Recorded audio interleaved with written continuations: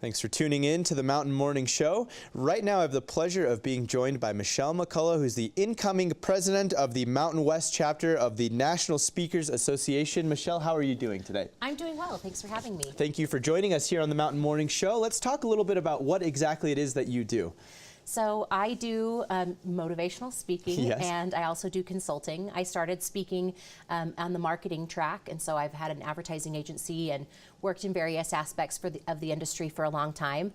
But I also have a passion for peak performance and productivity, and so I tend to speak on both of those subjects depending on how people find me. So giving tips on marketing and giving tips on how you can kind of streamline your performance at work and become a little bit more focused. We were kind of discussing before we came into this segment about how you kind of had and were balancing like 4 jobs. If you could think about it, you had kids as well as being a wife, as well as having some businesses of your own, each that are pulling you in your own separate directions. And through this experience, you kind of learned how to kind of streamline your peak performance. Is that correct? Yeah, absolutely. You know, I always jokingly say that I got my first day planner when I was 12 years old. And it's true, I was a little bit of a geek. And so time management and productivity have always been a hot topic for me. But then as you mentioned, you know, as you become adults and you wear a number of hats and you have a number of different roles, productivity changes. And so as I figured out the things that worked for me to balance my businesses and also to have priority and time with my family and my friends and even help do some things in my hobbies even, I found that those productivity tips were even more valuable and more essential for moving forward. And so one of the biggest things, and this is, I think, tried and true, is the fact of time. It's time management, right? In order to balance all of these things, you need to effectively manage your time so that you're not constantly kind of having to pick up the slack from the thing that you kind of pushed off, correct? Absolutely. Time management is number one. Making peace with the clock is part of the mindset part of that, because we all have the exact same number of minutes in a day, and it's just about how we use them. But figuring out how to block your time and manage your time and be more effective really is at the core of productivity.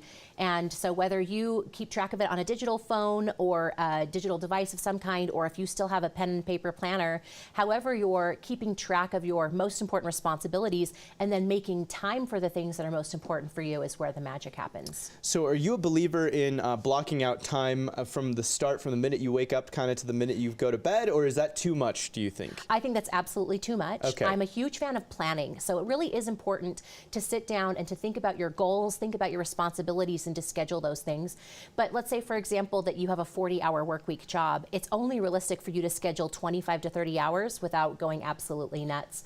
But even still, part of that productivity is taking some of your to-do list items that you do regularly and making them more of a calendar item rather than just making them a to-do list. There are so many things that we do so routinely that if we could be more effective with our time and make sure that they're getting done on our calendar, that we'll actually be more productive that way. But you can't schedule everything, but it's still important to schedule your priorities as best as possible. And do you think that developing this and kind of repeating it week after week helps to, obviously it helps develop into a habit, right? So it kind of becomes, managing your time becomes kind of second nature. You forget that you're doing it, right? Truly. I think that each season comes and goes, and sometimes things change. When my kids are home for the summer, then my schedule goes into like a blender and I have to start over. And then when they go back to school, I have to start over again. So time tends to be pretty seasonal, and the ways that we enact and invest in our goals tend to be seasonal as well.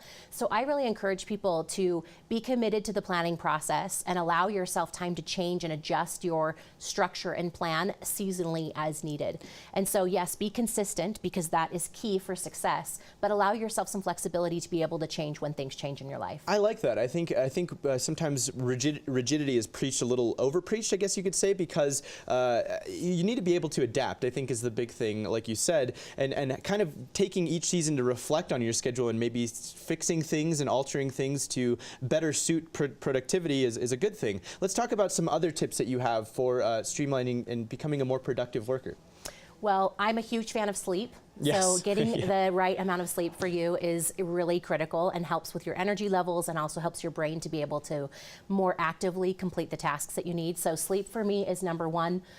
Productivity is number two. And then I'm a huge goal setting person. Yes. I think the way that we list as a foundation the things that are important to us and focus on progress really helps us. And as I've worked with my clients and I've looked at different studies, when we're focused on the future in a way that helps us to learn and to grow, we're actually more more productive and more engaged in the life that we live. Instead of settling and saying, hey, this is the way my life's going to be, if we're focused on something in the future, we can actually be more productive and become better people at the same time. You're striving for something, right? You're going above and beyond. You're willing to take that extra step to complete those goals. And obviously, I'm sure you recommend setting those micro goals, right? On a weekly, almost even daily basis. Yeah, so big, hairy, audacious goals are awesome because they give us something to look forward way into the future.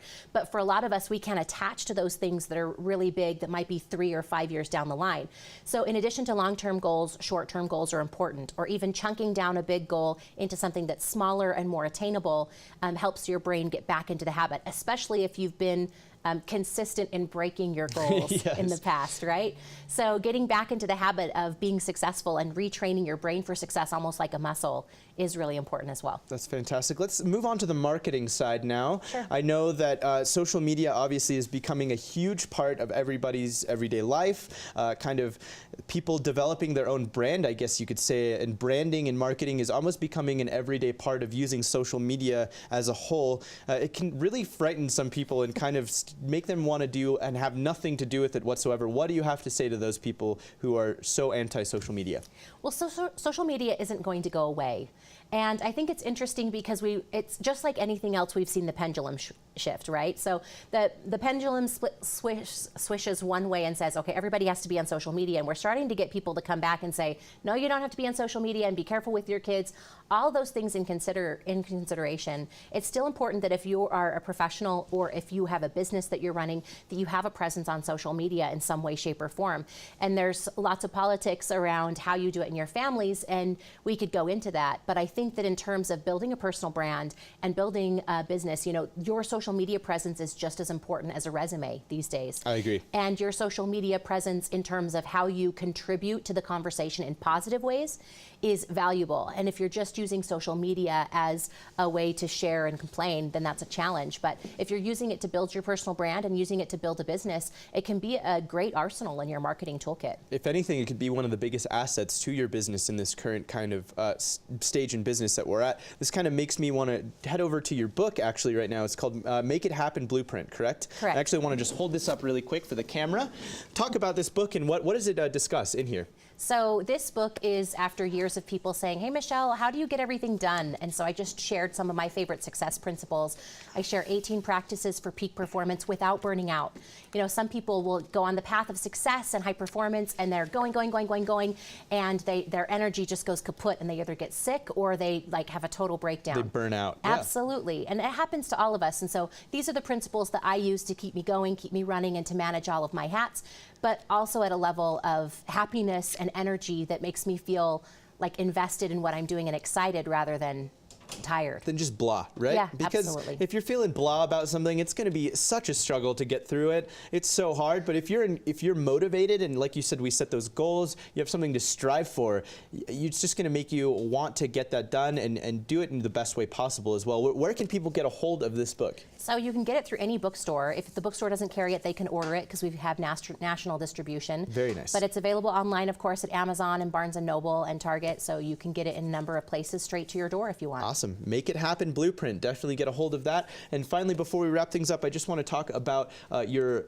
personal speaking, your motivational speaking. Do you have any public speaking happening here that people can come see you soon? Yes, my next event, public, is May 15th in Salt Lake City.